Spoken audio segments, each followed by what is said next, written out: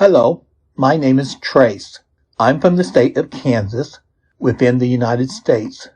I would like to introduce to you this channel consisting of English with a subtitle. Farmer Boy by Laura Ingalls Wilder, 1867 to 1957. Chapter 9. Almonzo had been so busy filling the icehouse that he had no time to give the calves another lesson. So on Monday morning he said, "Father, I can't go to school today, can I? If I don't work those calves, they will forget how to act." Father tugged his beard and twinkled his eyes. Seems as though a boy might forget his lesson too. Almonzo had not thought of that. He thought a minute and said, "Well, I have had more lessons than the calves, and besides, they are younger than I be." Father looked solemn, but his beard had a smile under it, and Mother exclaimed, "Oh, let the boy stay home if he wants. It won't hurt him for once in a way, and he's right, the calves do need breaking." So Almonzo went to the barn and called the little calves out into the frosty air. He fitted the little yoke over their necks, and he held up the bows and put the bow pins in, and tied a rope around Star's small nubs of horns. He did this all by himself. All that morning he backed little by little around the barnyard, shouting, "Giddy up!" and then, "Whoa!" Star and Bright came eagerly when they yelled, "Giddy up!" and they stopped when he said, "Whoa!" and licked up the piece of carrot from his woolly mittens. Now and then he ate a piece of raw carrot himself. The outside part is best. It comes off in a thick, solid ring, and it is sweet. The inside part is juicier and clear like yellow ice, but it has a thin, sharp taste. At noon, Father said the calves had been worked enough for one day, and that afternoon he would show Almonzo how to make a whip. They went into the woods, and Father cut some moosewood boughs. Almonzo carried them up to Father's workroom over the woodshed, and Father showed him how to peel off the bark in strips and then how to braid a whiplash. First he tied the ends of 5 strips together, and then he braided them in a round, solid braid. All that afternoon he sat beside Father's bench. Father shaved shingles, and Almonzo carefully braided his whip, just as Father braided the big black snake whips of leather. While he turned and twisted the strips, the thin outer bark fell off in flakes, leaving the soft, white inside bark. The whip would have been white, except that Almonzo's hands left a few smudges. He could not finish it before chore time, and the next day he had to go to school, but he braided his whip every evening by the heater till the lash was 5 feet long. Then Father lent him his jackknife, and Almonzo whittled a wooden handle and bound the lash to it with strips of moosewood bark. The whip was done. It would be a perfectly good whip until it dried brittle in the hot summer. Almonzo could crack it almost as loudly as Father cracked a black snake whip, and he did not finish it a minute too soon, for already he needed to give the calves their next lesson. Now he had to teach them to turn to the left when he shouted, "Haw!" and to turn to the right when he shouted, "Gee!" As soon as the whip was ready, he began. Every Saturday morning he spent in the barnyard teaching Star and Bright. He never whipped them, he only cracked the whip. He knew you could never teach an animal anything if you struck it, or even shouted at it angrily. He must always be gentle and quiet and patient, even when they made mistakes.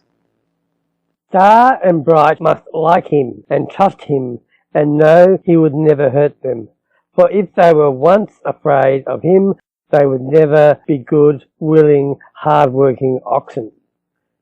Now they always obeyed him when he shouted "Giddy up" and "Whoa!" So he did not stand in front of them any longer. He stood at Star's left side. Star was next to him, so Star was nigh ox. Bright was on the other side of Star, so Bright was the off ox. Almanzo shouted, "Gee!" and cracked the whip with all his might, close beside Star's head. Star dodged to get away from it and turned both calves to the right.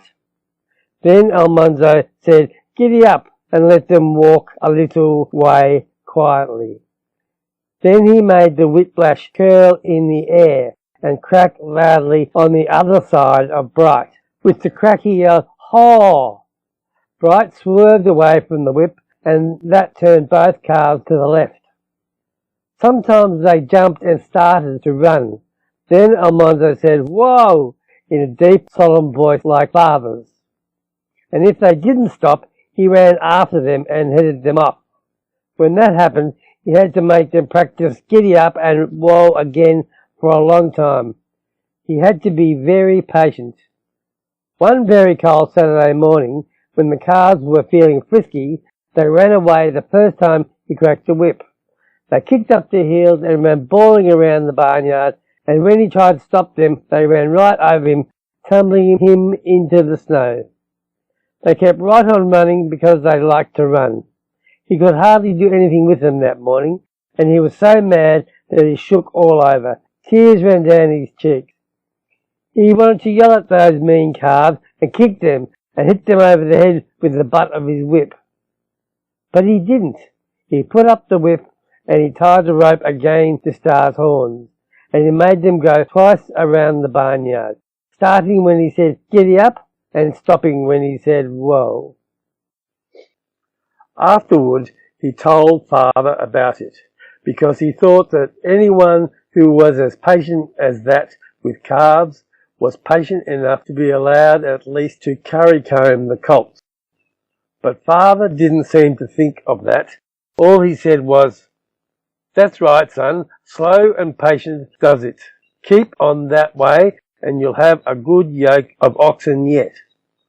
The very next Saturday, Star and Bright obeyed him perfectly. He did not need to crack the whip because they obeyed his shout, but he cracked it anyway. He liked to. That Saturday, the French boys, Pierre and Louise, came to see Almanzo. Pierre's father was Lazy John, and Lois's father was French Joe. They lived with many brothers and sisters in the little houses in the woods, and went fishing and hunting and berrying, and they never had to go to school, but often they came to work or play with Almanzo. They watched while Almanzo showed off his calves in the barnyard. Star and Bright were behaving so well that Almanzo had a splendid idea.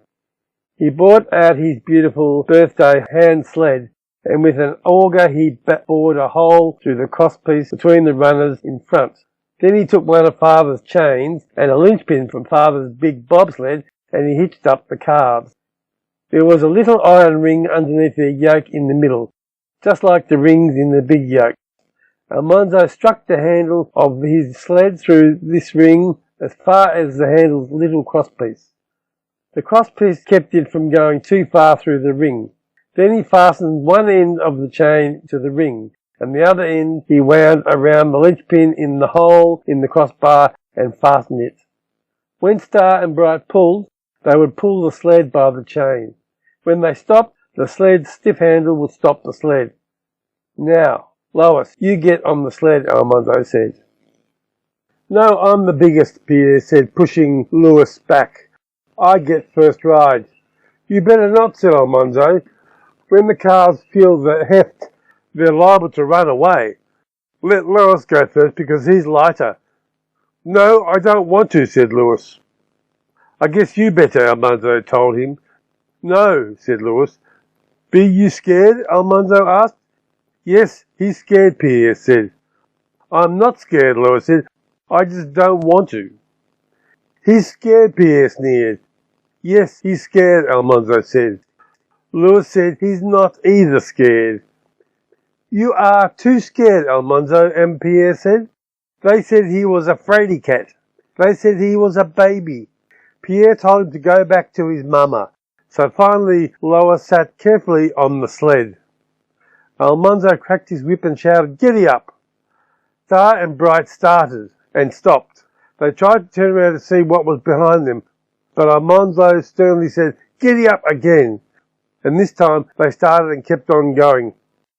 Almanzo walked beside them, cracking his whip and shouting, "Gee, gee!"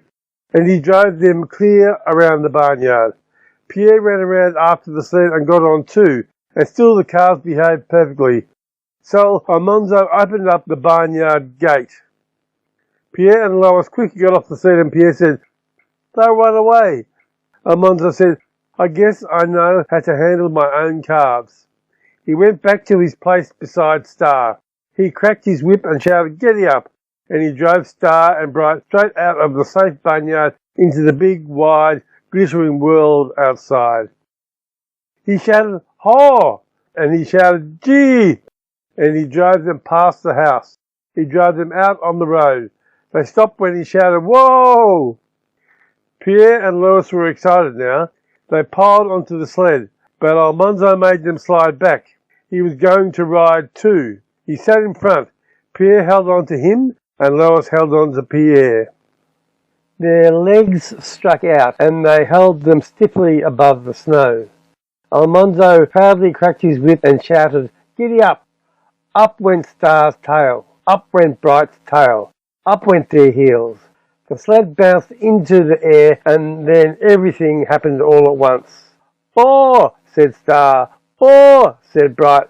Right in Almanzo's face were hooves and swishing tails. "Whoa!" yelled Almanzo. "Whoa!" "Haw!" said Bright. "Haw!" said Star. It was far swifter than sliding downhill. Trees and snow and calves' hind legs were all mixed up. Every time the sled came down, Almanzo's teeth crashed together. Bright was running faster than Star. They were going off the road. The sled was turning over. Almanzo yelled, "Haw! Haw!"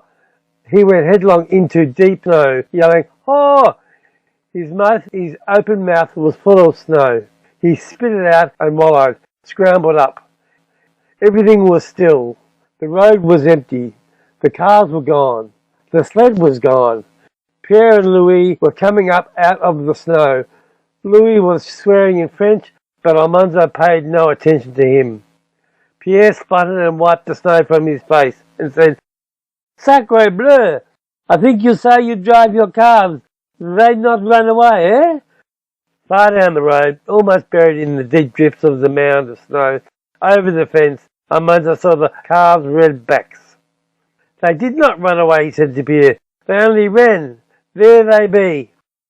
He went down to look at them. Their heads and their backs were above the snow. The yoke was crooked, and their necks were askew in the bows. Their noses were together, and their eyes were large and wondering. They seemed to be asking each other, "What happened?" Pierre and Louis helped dig the snow away from them and the sled. Almanzo straightened the yoke and the chain. Then he stood in front of them and said, "Giddy up," while Pierre and Louis pushed them from behind. The calves climbed into the road, and Almanzo headed them towards the barn.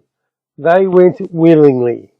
Almanzo walked beside Star, cracking his whip and shouting, and everything he told them to do, they did. Pierre and Louis walked behind. They would not ride. Almanzo put the calves in their stall and gave them each a nubbin of corn. He wiped the yoke carefully and hung it up. He put the whip on its nail. He wiped the chain and the linchpin and put them where Father had left them. Then he told Pierre and Louis that they could sit behind him, and they slid downhill on the sled till chore time. That night Father asked him, "You have some trouble this afternoon, son?" "No," Almanzo said. "I just found out I have to break Star and Bright to drive when I ride." So he did that in the barnyard.